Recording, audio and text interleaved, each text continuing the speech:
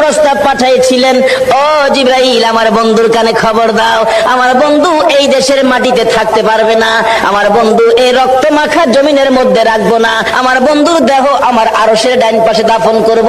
জিবরাইল খবর নিয়ে ডাকতেছেন, হুজুর আল্লাহর সালাম গ্রহণ করুন। আমি জিবরাইলের সালাম গ্রহণ করুন।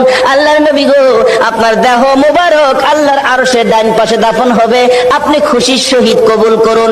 আমার নবী কোনো কথা কয় না, দুইটা চোখের পানি ঝরঝর করে ছাড়তেছে। জিবরাইল বলেন, ইয়া রাসূলুল্লাহ, এত সুন্দর প্রস্তাব নিয়ে আসলাম, কোনো কথা কন না, খালি কাঁদেন কেন জানতে চায়।